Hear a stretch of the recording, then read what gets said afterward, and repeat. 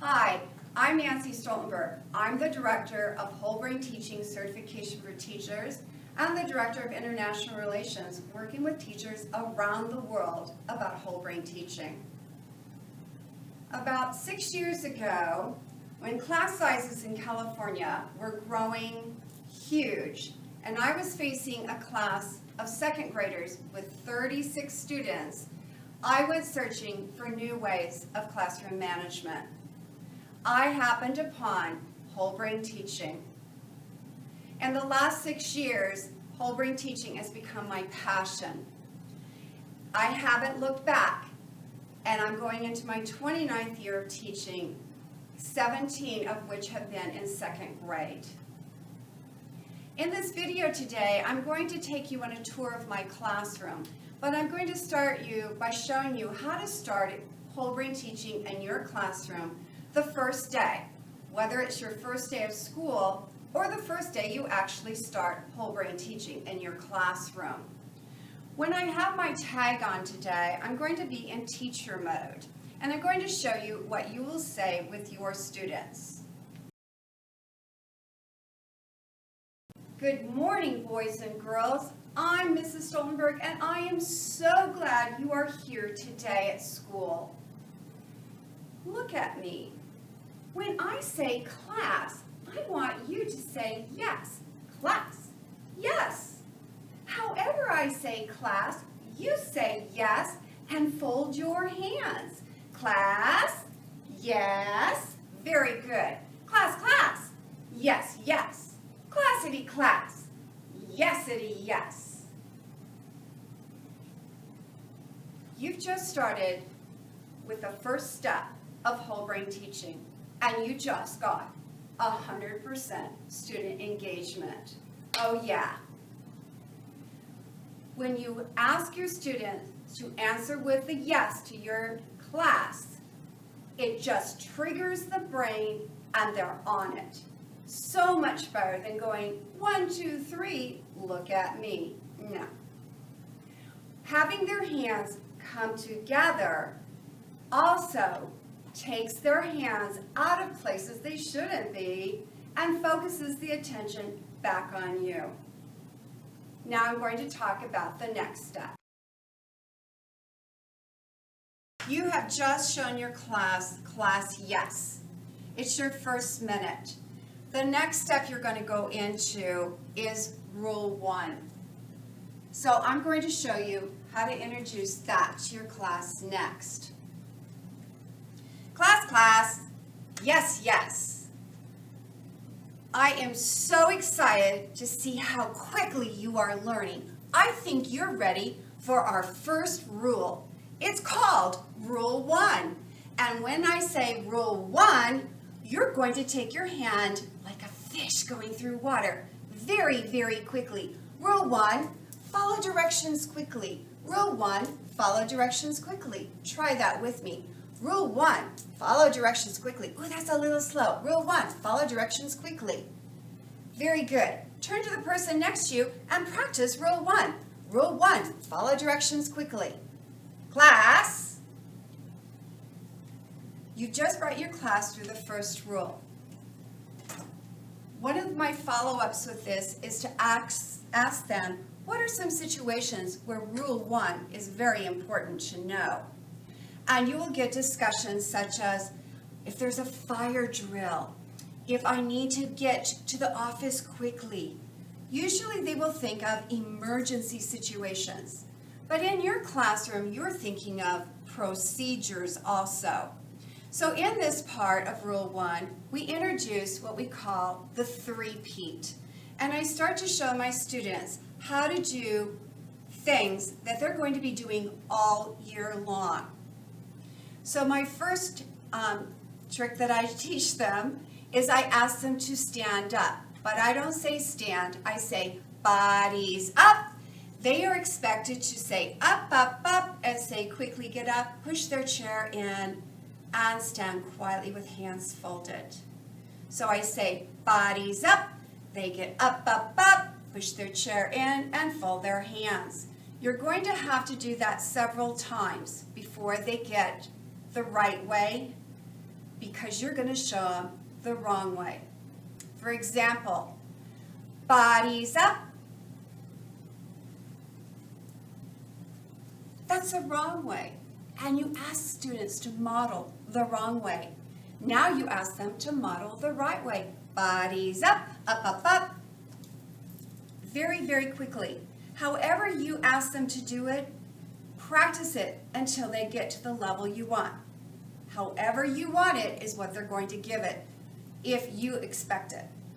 My second 3P is seat. So now you have them standing, you say seat, and they go seat, seat, seat, as they quickly sit down and fold their hands. Bodies up, up, up, up, seat, down, down, seat, seat, seat. Very, very quickly. Another rule that 3P we do for rule 1 is line. So my students are up, up, up, and I say line. They quickly line up, and we practice right way, wrong way. As they're going to the line, they say line, line, line, and fold their hands when they get there.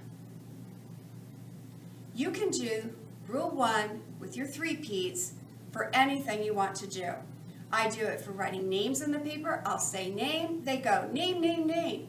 I say date, they go date, date, date. Whatever you can think of as a procedure, you can use rule 1 and the 3P for. On this schedule, we have the scoreboard next. I want to tell you about that. The scoreboard is going to help you maintain, and it is meant not to be a way to humiliate a certain child. It's based on class working together.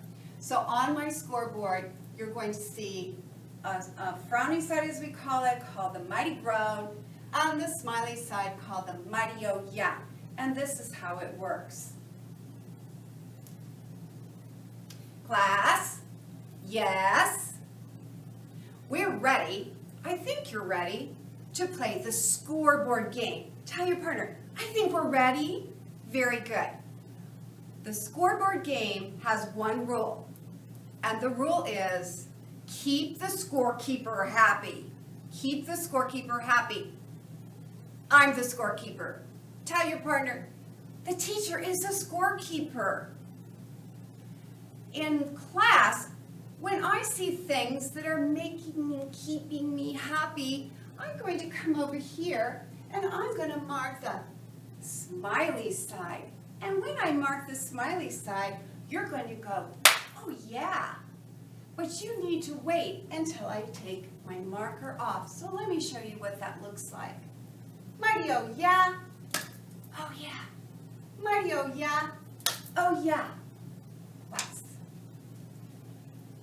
Because we have so much to learn this year, we have to make our oh yeahs really fast. We can't go, oh yeah, or oh yeah. No, it has to be, oh yeah. So when I mark the smiley, lift my marker, you go, oh yeah. That's how you get the mighty oh yeah going. You want the students to have that crisp, fast, oh yeah. Now you're going to explain the frowny side. Class, yes. Now sometimes there are things that happen in class that don't keep me happy. And when that happens in the scoreboard game, I'm going to be marking the mighty groan. And when I mark a mighty groan, you're going to take your shoulders and you're going to raise them as high as you can to try to touch your ears, and you're going to go, try that, You're going to go very fast, very sharp, Now I'm going to show you the wrong way. Say,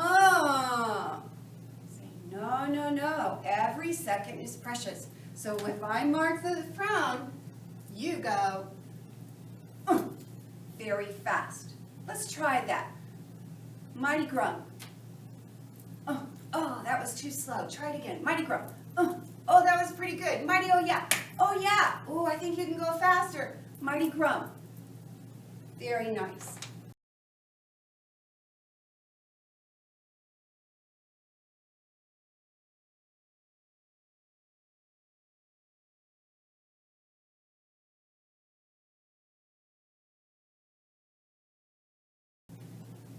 If you look at my scoreboard now, I have 5 grums and I have 3 smileys.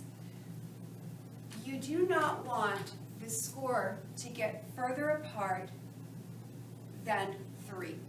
It's called the plus minus 3 rule. And the reason is, if you allow this score to get very, very far apart with too many smileys on one side, the students will kick back. They'll say, oh, we don't have to try anymore. We've got this game won. If you give them too many frownies and it becomes heavy on this side, then your students go, oh, I give up. I'll never win the scoreboard game. So the idea is keep the score close, and remember, as a teacher, you're in charge of that scoreboard. You can think of many ways to add a point or add a point on this side. And it's not Bill getting a frowny, it's the class getting a frowny. It could be Bill getting a smiley for his class, or the class getting a smiley for the class. But we never, ever, and I'll repeat that, ever give a frown to an individual student. 1, it's humiliating. And 2nd, that student might glory in the fact that he just got his own frown. We don't want that. So keep it. It's you and them. And what's the prize for winning this game? In my classroom, it's bragging rights. You get to brag when you go home today that you beat the teacher. And I'm going to tell you that on the scoreboard, I don't let them win right away. When they finally do, it's a big deal. And when they do, they get a big star up here. That big star will be used for a learning game I'll talk to you about in a little bit. The scoreboard, in order to work for you, has got to be going all day long. So what do you do if you're on the other side of the room, or you're working in a small group, or you're going down the cafeteria line and you're not near the scoreboard? What we use are portable scoreboards. This is just a little board that erases. I can quickly mark it. You may choose to have a lanyard with a little dry erase pen. It's whatever you do. I try to put my portables around the classroom wherever I'm at. But let's say you just don't have it with you, so what do? I use an air whiteboard, and what I do is I just will mark and I'll go, mighty oh yeah, and they'll go, oh yeah, and you can do that anywhere. You can do that on the field. If I see something that's not keeping me happy, I'll just go mighty ground, and they'll go, oh. And believe me, someone in that line is going to remind you when you get back to class to quickly mark the scoreboard. Even if it's frownies, they'll tell you. They're so honest. So keep the scoreboard active to keep it powerful. If you don't use it, they're going to think it's not a big deal either. So use your scoreboard. Yes. We're going to learn how to use mirrors today. Do you have mirrors in your house? I've got mirrors in my house. Look at your partner and tell them, do you have a mirror in your house? What do you use your mirrors for? In school, we use our mirrors to teach. Say, we're going to use mirrors to teach. You're going to use mirrors to teach, and this is what it looks like. When I say mirror words, your hands are going to go up very quickly like this. Let's try it. Mirror words. Mirror words. And you say mirror words when you bring your hands up. Let's try it again. Mirror words. Mirror words. Very, very quickly. We're going to try that again. Mirror words. Mirror words. However I say mirror words, you're going to snap those hands up as quickly as you can. Mirror words. Mirror words. Now we have our hands up and we're ready to teach. When I do this, you will copy me. When I say this and stop, you will copy that also. Let's try. Class, yes. Mirror words, mirror words.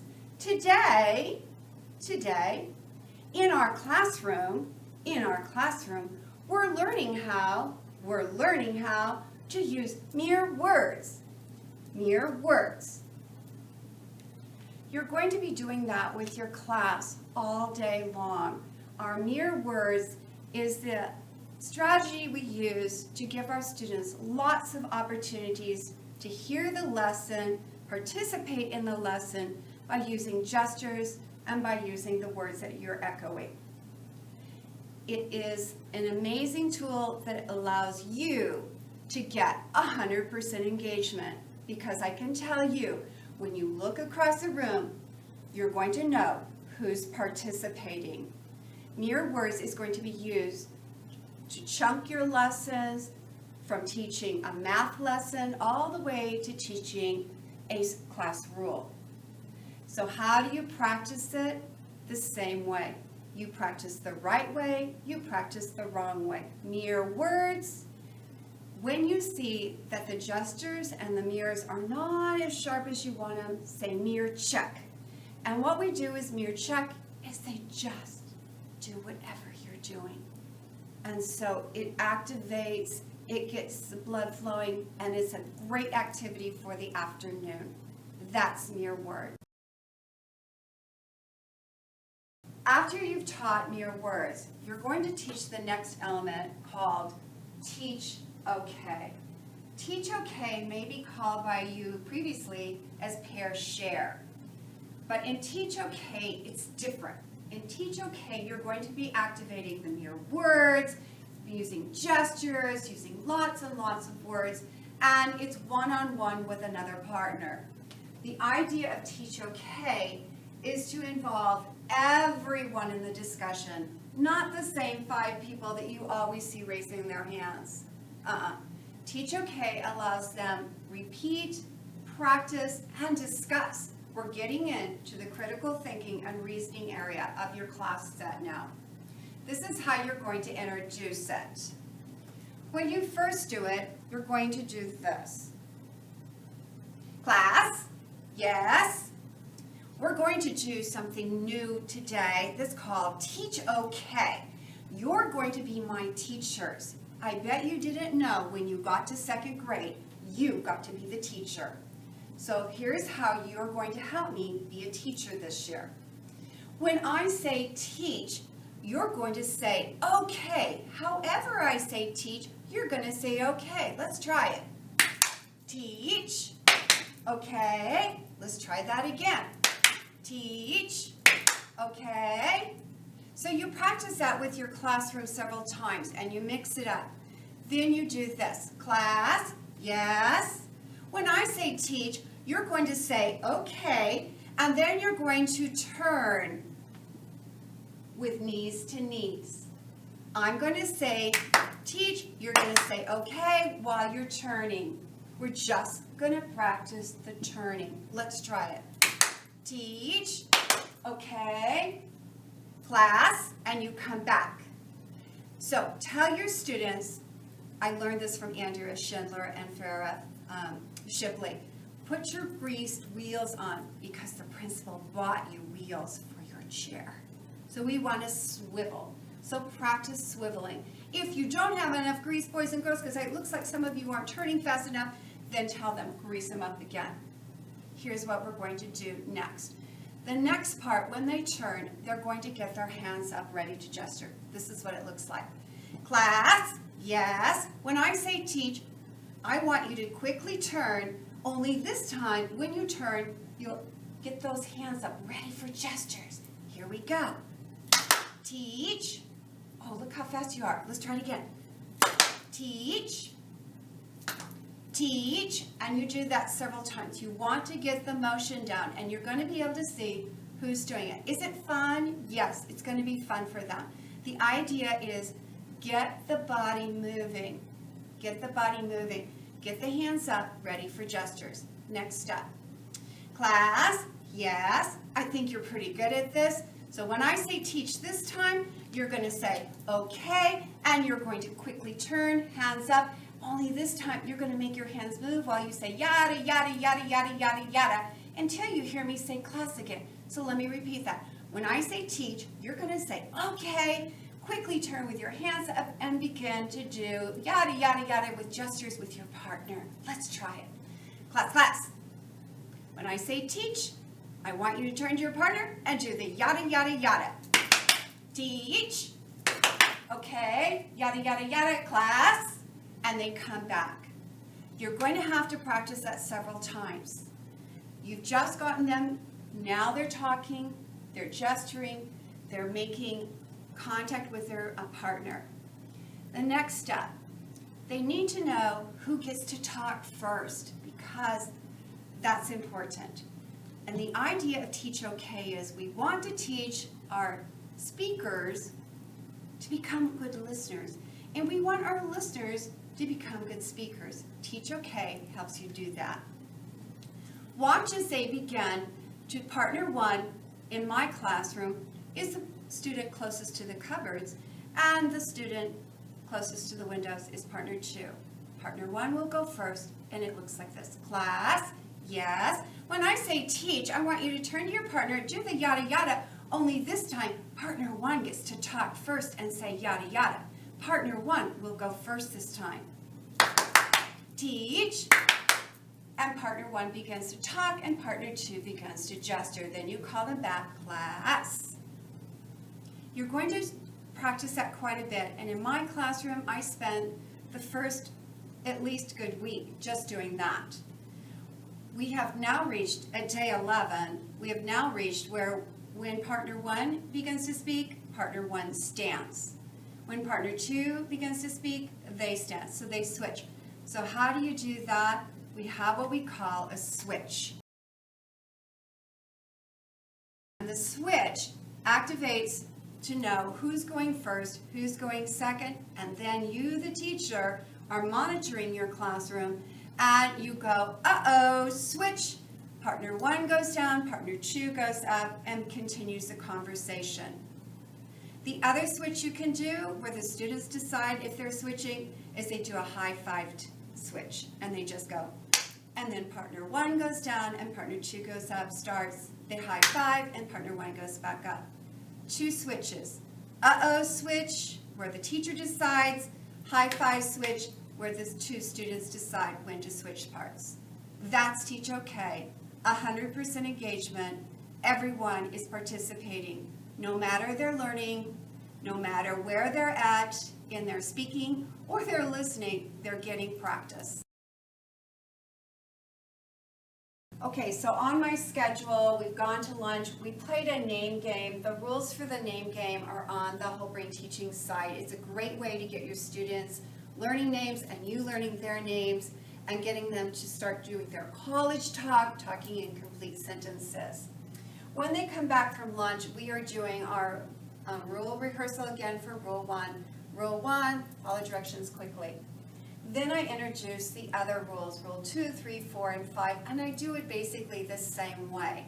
I introduce what's the gesture, what's the rule, we talk about why is that rule important, what are some areas that we would really want to know that rule inside and outside the classroom.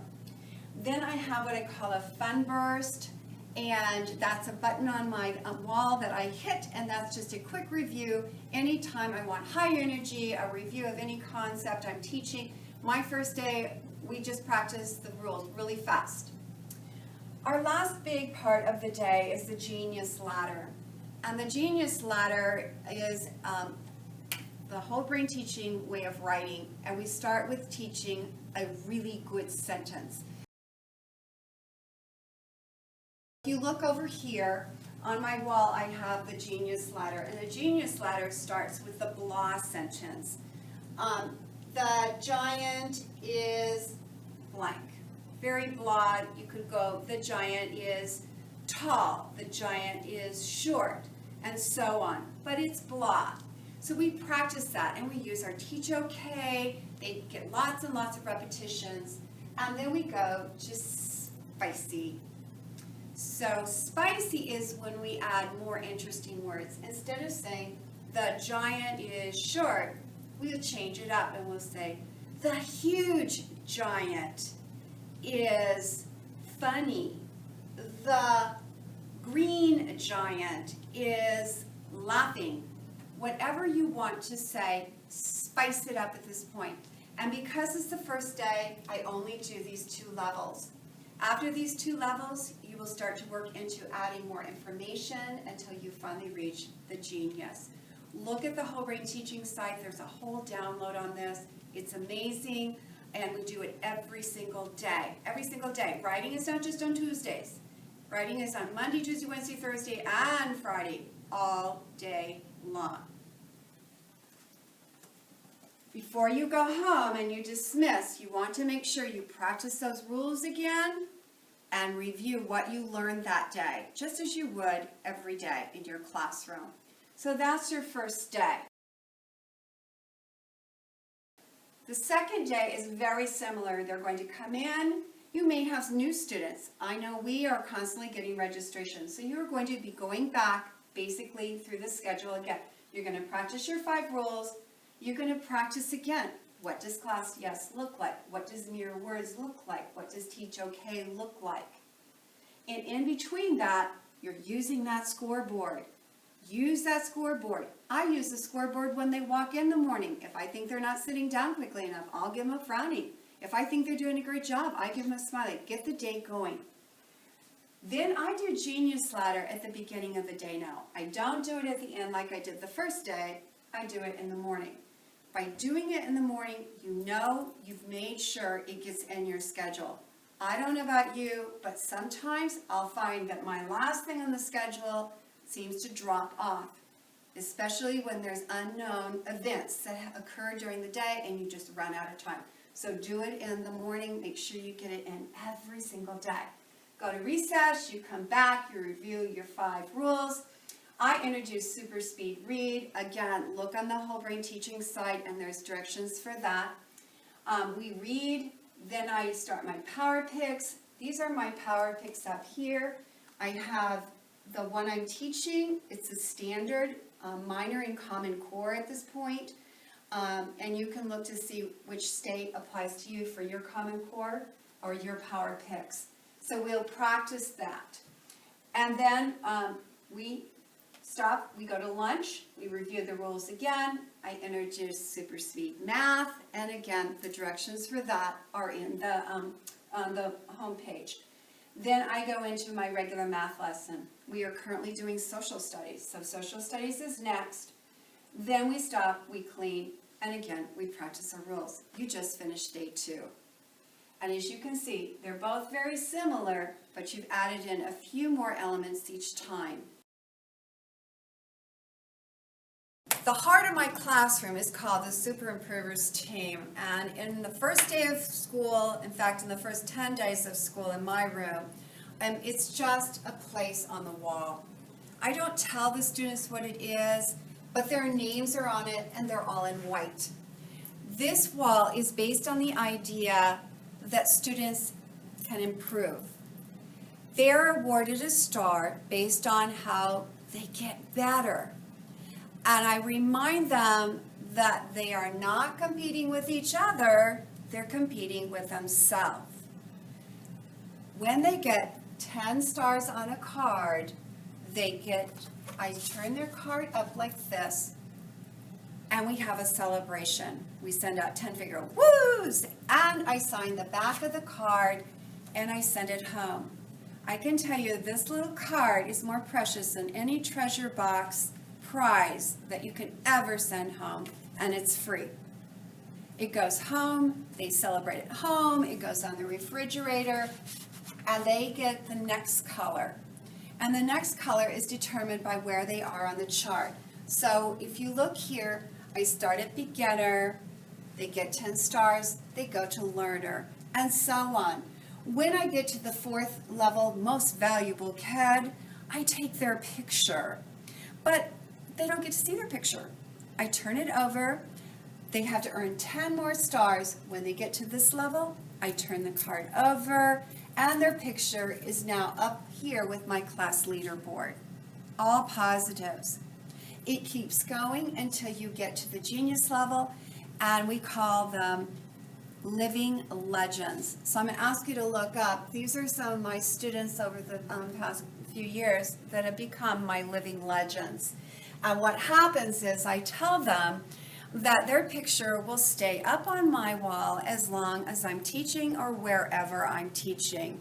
And I can tell you The first place your students will come when they make this on the very first day of school is your room. They come in my room before they go meet their new teacher. They cannot wait to see their picture up there.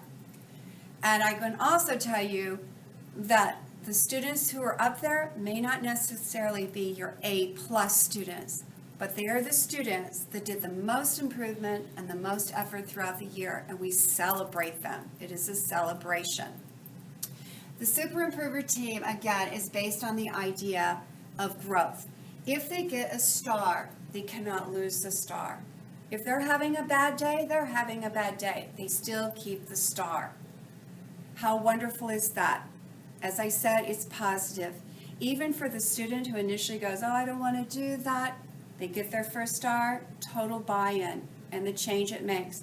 The change is so great that I find a lot of my behaviors that were quite tough start to meld out. Because in my classroom, we work as a team, and we tell each other, I've got your back. That's what teammates do.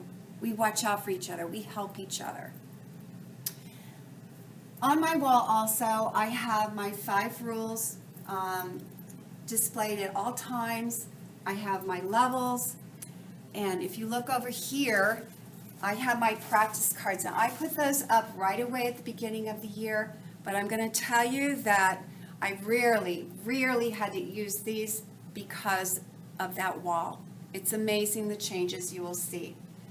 I have another copy of my rules in small form, and I like to have a sign up for my visitors to understand what I'm doing in here because we look a little different than most classrooms when you come to visit.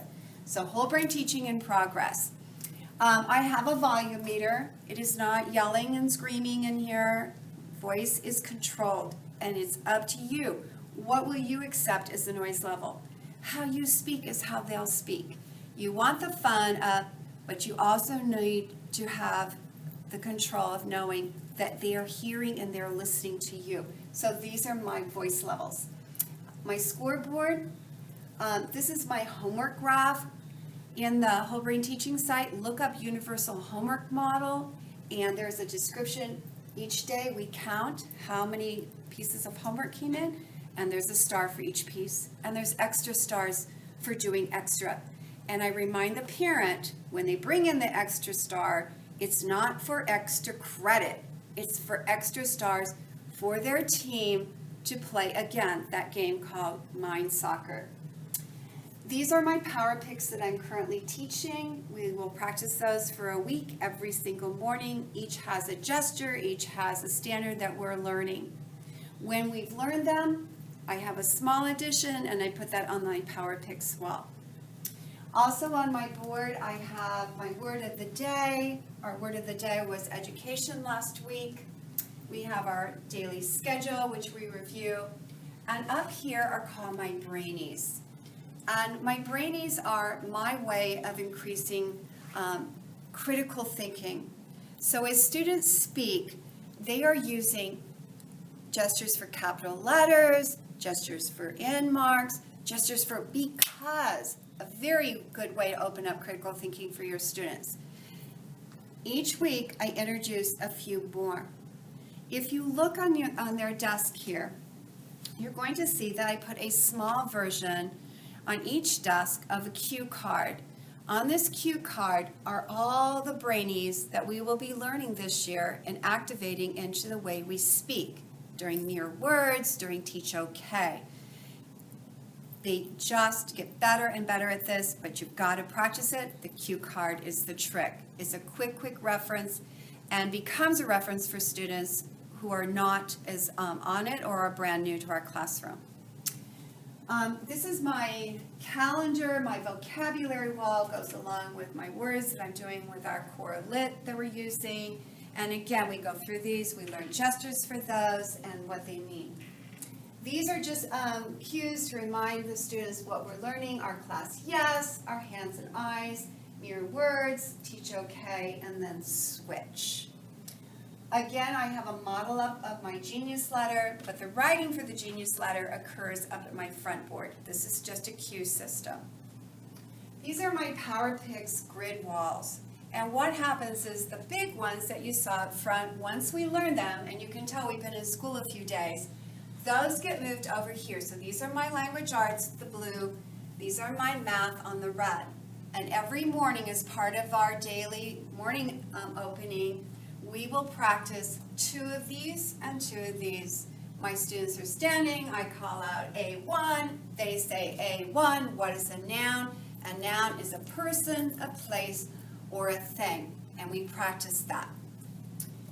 These are done every morning. By Christmas, this wall will be full, this wall will be full, and the idea is you don't have to say to your class, do you remember way back in October when we were learning pronouns, and now it's February? No, you will be learning these and practicing all the way through, and your students will have them sharp.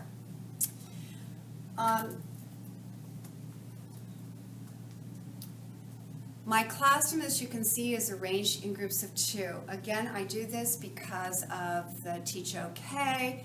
It eliminates the problem with who's partner. They quickly know the cupboards are partner 1, the windows are partner 2.